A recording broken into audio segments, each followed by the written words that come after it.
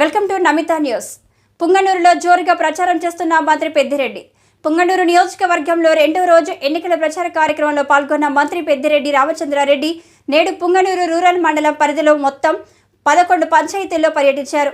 నేతిగుట్లపల్లి నుండి ప్రారంభమైన మంత్రి ఎన్నికల ప్రచారం మన ప్రభుత్వం చేసిన అభివృద్ధి, అందించిన సంక్షేమ పథకాలు ప్రజలకు వివరించారు.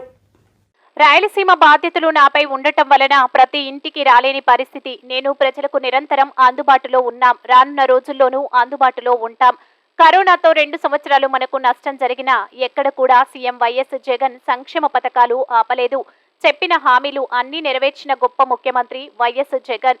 చంద్రబాబు ఇచ్చిన హామీలు ఏనాడు నిలబెట్టుకోలేదు. మళ్ళీ ఇప్పుడు సూపర్ 6 అని చెప్పి ప్రజలను మరోసారి మోసం చేసేందుకు సిద్ధమయ్యారు. రానున్న రోజుల్లో మరిన్ని బూటకపు హామీలు ఇచ్చి మోసం చేస్తారు. అందుకే జనసేన బీజేపీతో జతకట్టారు.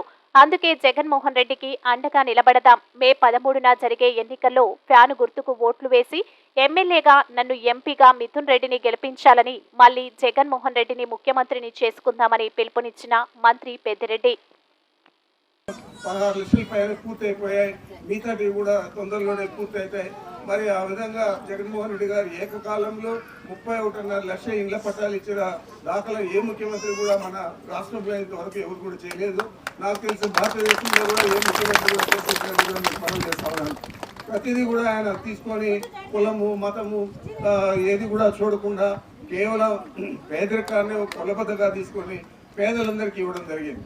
ఈరోజు మాకేమైనా తెలుగుదేశానికి వేసావా, లేకపోతే వైఎస్ఆర్ కాంగ్రెస్ పార్టీకి వేసావా అని ఏది కూడా చూడలేదు.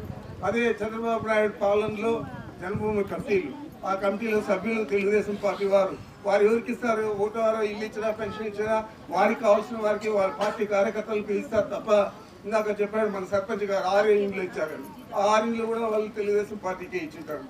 మరి ఈరోజు మనం అట్లా చూడకుండా పేదరికాన్ని ఒక కొలబద్దగా తీసుకొని అందరికీ కూడా అన్ని పథకాలు కూడా అమలు చేసే విధంగా కృషి చేస్తూ ఉన్నాం. ఈ 5 సంవత్సరాల్లో అందరూ కూడా సుభిక్షంగా ఉన్నారు. మరి ఇలాంటి పరిపాలన తిరిగి మళ్ళా రావాలని కోరుకోండి. తప్పకుండా మీరు అందరూ కూడా జగన్మోహన్ రెడ్డి గారిని ఆశీర్వదించండి. వారిని ఆశీర్వదిస్తే తప్పకుండా మళ్ళా తిరిగి ఆయన ముఖ్యమంత్రి అయితే మన రాష్ట్రంలో ఇంకా సంక్షేమ పథకాలు కానీ, ఇలాంటి పెండింగ్ ప్రాజెక్టులు కానీ అన్నీ కూడా పూర్తి చేస్తామని కూడా మీకు మనం చేస్తా ఉన్నాను. ఈరోజు తాగినీటి కోసం మనం గండికోట రిజర్వాయర్ నుంచి పైప్ లైన్ ద్వారా నీళ్ళు తెస్తా ఉన్నాం.